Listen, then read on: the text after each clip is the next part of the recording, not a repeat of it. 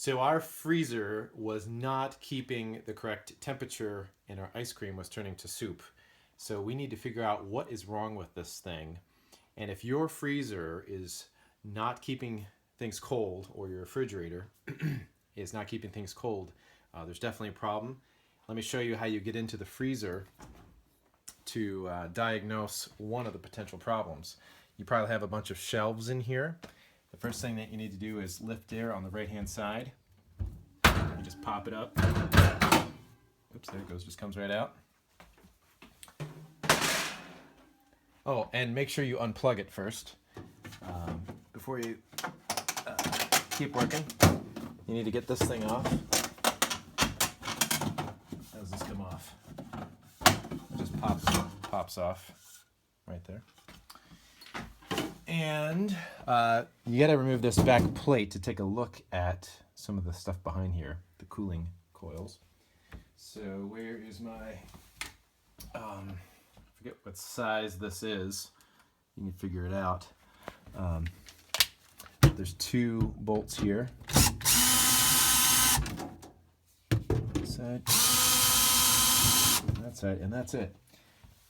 Once you unloose those 2 bolts, there's a little grounding clip here, so you can pop that off. Get these bolts, and you can pull this up and kind of pull it to the side. And there's what some of the problem looks like. See how it's all frosty on the coils? What happens is that the coolant line gets frozen up and it can't circulate anymore. Right here, down at the bottom, is a heater that every so often heats these coils up to get rid of the frost. It's an automatic defrost system, and the water drips down to this little hole, and there's a pan underneath so it evaporates into the kitchen. But one of the things that I had read that could be the problem is the heater could go bad. There's a screw here and here that I took out, and you have to unplug it here, this pink wire, and unplug it over here in the blue wire. And once you do that, it's unplugged from here. I just pulled it out like that on both sides, pulled it out. And then you have your heater right here. So I used my multimeter in continuity setting. Why don't you aim the camera down here? And you can see it'll beep when there's an electric connection. So I put one on this end and one on the other.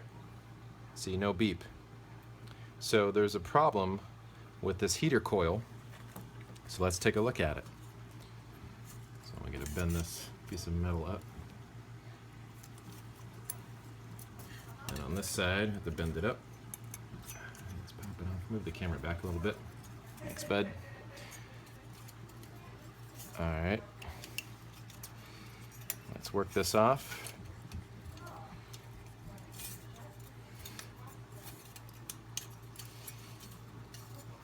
All right. This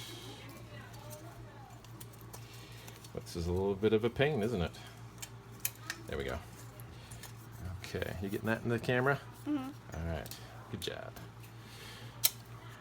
All right, so here is the heater element itself.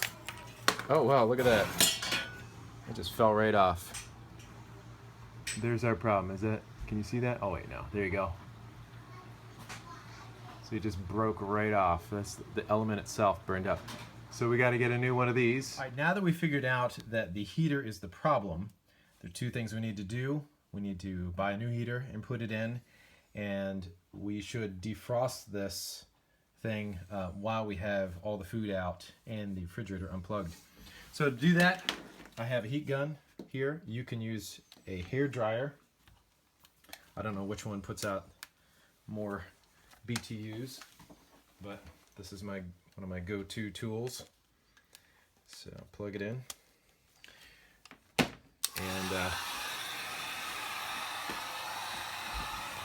start heating everything up. Make sure you don't put it too long in any one spot and melt any plastic.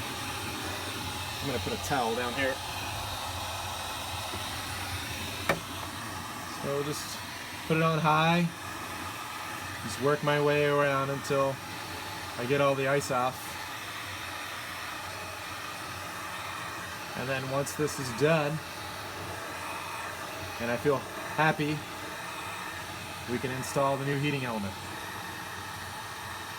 All right, I got all of the ice off, and I don't know how long that took, about 10 minutes with the heat gun.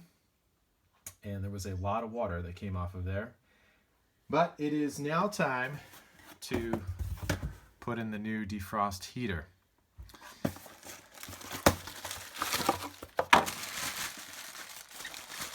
So that's what it looks like. And we'll plug in the two sides. Get the blue side, plug it in, if you could see that. And then the pink side.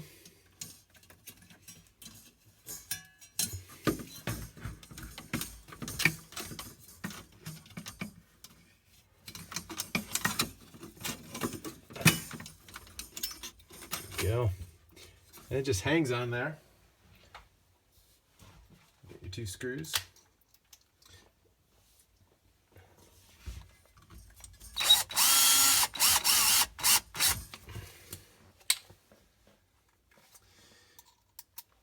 Put in the other screw.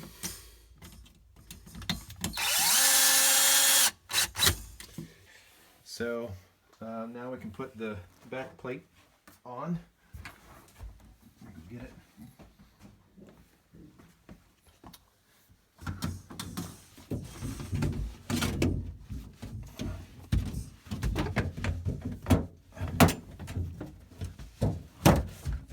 Just come at it from the side. And there's that grounding clip here. Put that back on the top.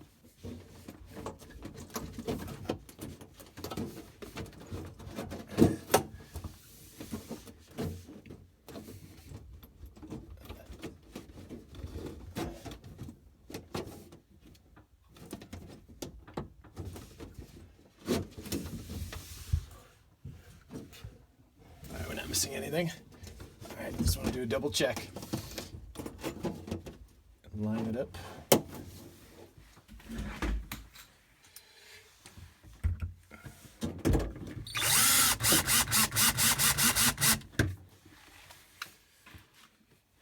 Uno más.